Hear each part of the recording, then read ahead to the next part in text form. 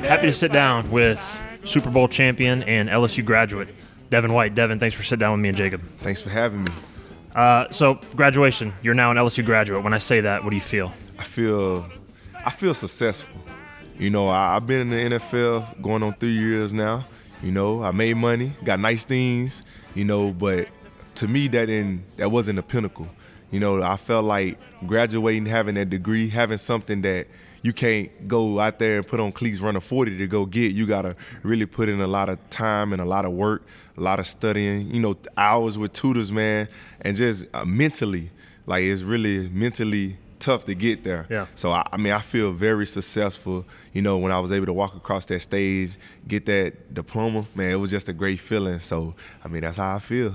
Now, you had to come back and do that, Devin, because you left early, and I know that was a very difficult decision. In fact, you and I had a private conversation when you were trying to make that choice, and you were really torn about coming back to school or going to the NFL. Obviously, it worked out for you being a first-round pick, but why was that so difficult for you? Because I know we had that conversation, but kind of tell Tiger fans why that was so hard. Yeah, I think it was so hard because I wanted to be the first, you know, in my intermediate family to graduate. You know, nobody has done that, you know, especially from a prestigious university such as LSU. So that was real big. And another reason, I just wanted to finish what I started. Right. You know, I started this. I came to college. I always set out to say, you know, I'm going to get a degree. You know, nobody does that. You know, most of the guys, they always 3 and out. So I wanted to do something different. But when you get put into that position, it's hard. So I reached out to everybody, man. I was asking everybody, like, what should I do?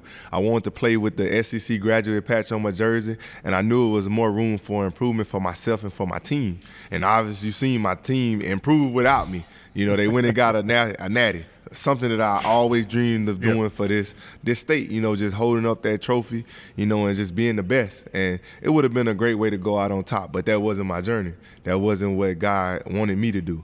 So, man, after talking with everybody, you know, I decided to leave. But in the back of my mind, it was always, I'm going to finish, you know, and I set out to do that. You know, people don't know I started taking my classes during the playoffs. Like, we going through the playoffs, I'm doing schoolwork, going to practice, having fun, but it was enjoyable. You know, I finished it this summer, and this summer should have been a summer to celebrate for me, but it was a summer to still grind, still go hard, because I had to look at – I can't even pronounce her name. She's a foreign teacher in my accounting class, and, you know, I had to deal with that, you know, but it was something I really wanted to do, so. Now, did you find it easier for you when you went back to school? Because I kind of had the same thing for you. Like, you go play in the NFL and you have to come back and you got to take so many hours.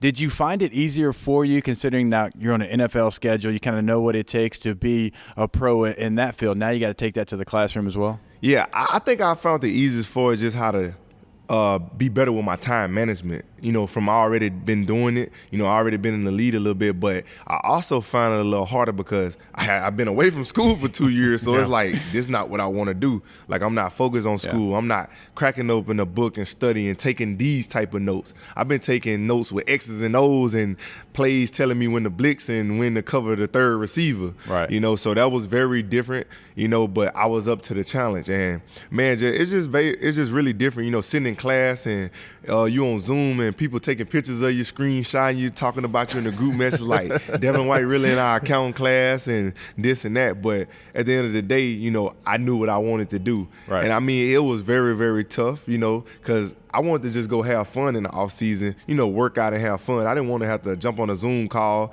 at this time every day, but I had to get my priorities straight and I had to do what I had to do. We'll talk about this ring in a second, but I want to go back to something you were talking about a second ago, watching that 2019 team, because you were so close and wanted to come back.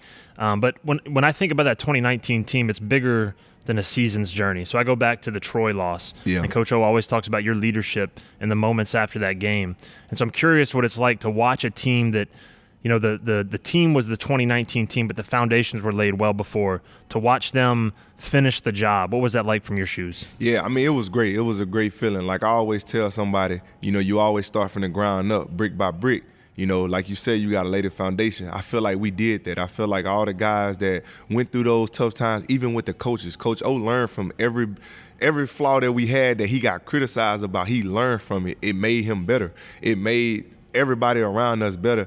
And that was the thing that I knew. I knew we was peaking. Like, you can look at what we went through in that bowl game my last year, losing everybody, people opting out, Grant getting knocked out of the game for targeting, and just everything we went through. Jacob Phillips couldn't even start the game, but we were still finding a way. So I'm like, man, we getting this whole team back next year. Why not us? Yeah. And the thing was, why can't I be a part of it? Yeah. But it's just so crazy when you put in a draft grade because it's the right thing to do when you had great seasons and you get back top 10 grade. It's like, now what do I do? Yeah. So, man, I'm just proud of those boys. I was always in contact with them, and I'm still in contact with them until this day. And I was helping them out, telling them how I felt, what I saw. But at the end of the day, they was out there playing. They was the one out there, giving it their all for LSU.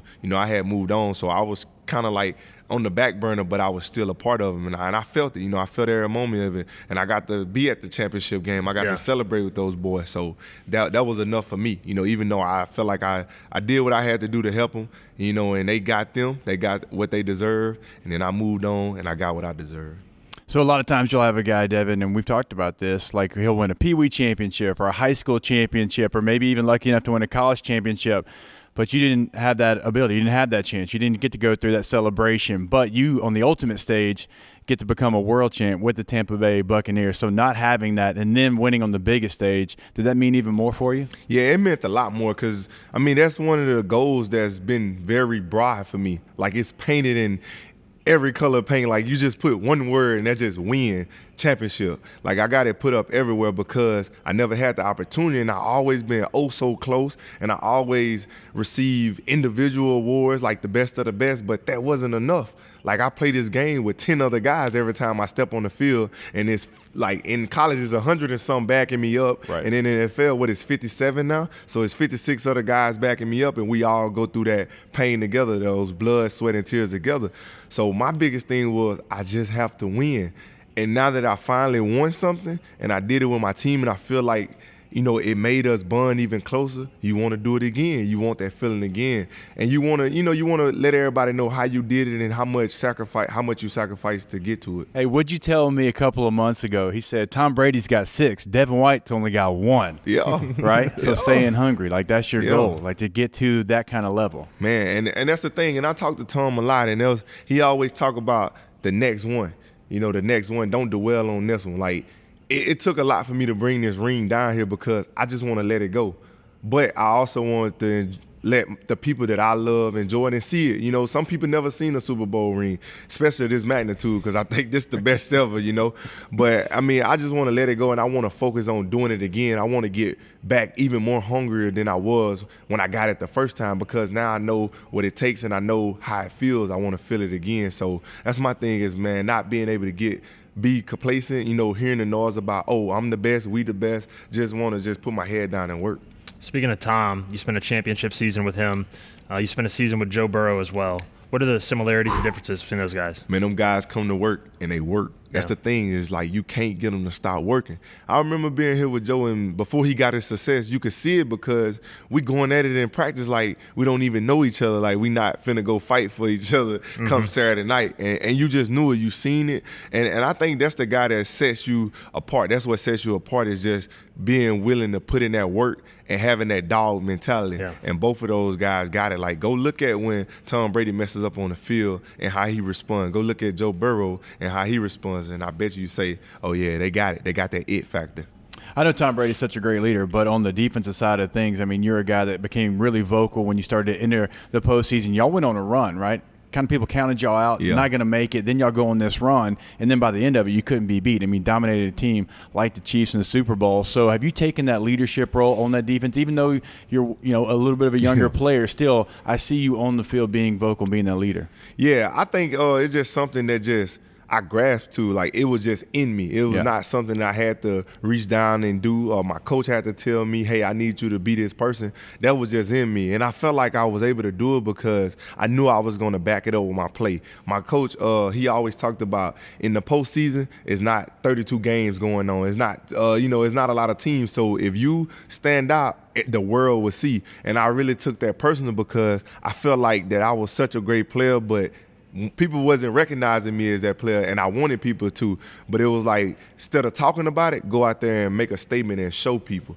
And I had the opportunity, with being in the playoffs, and I feel like I showed people, so now it's just time to just keep it going. Certainly that comes with an increase in respect for you and your game. But, I mean, we got Madden up here in the background. We got the player ratings. I just want your takes on it while we got it here. Oh, man, I think a lot of things need to be changed. You know, I don't feel like I'm a 99 player yet, but I feel like I should be a 90 player because of the things I'm able to do on the field.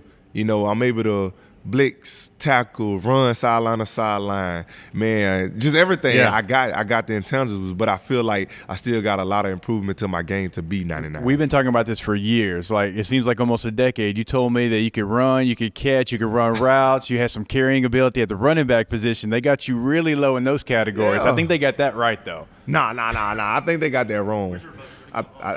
The remote there. I was going to scroll through them. Yeah, you ain't got to stroll through it. We can modify them. I'm looking at it because I can see really well, and they got a lot of that part wrong because my offensive running back sides carry overs to this. So I don't think they realized what type of player I was. So maybe I need to hit up Chad Ochocinco and show him my highlight tape, or just tell him to go watch the playoffs. So my rookie year, whenever I had the ball in my hands, it always ended up close to the end zone. I think it was a 24 on short route running. Yeah. Like we got to get that up a little bit. But I think the diploma, now that you got the diploma, the 68 on awareness has got to go up, right? That's like, got to be at least 80. All the way up because I intercepted that degree so good. I just caught it, and I caught it with one hand. Last one for you. How did LSU prepare you for life after LSU, both as a football player and as a man? Yeah, I feel like LSU prepared me. It prepared me to be a great man.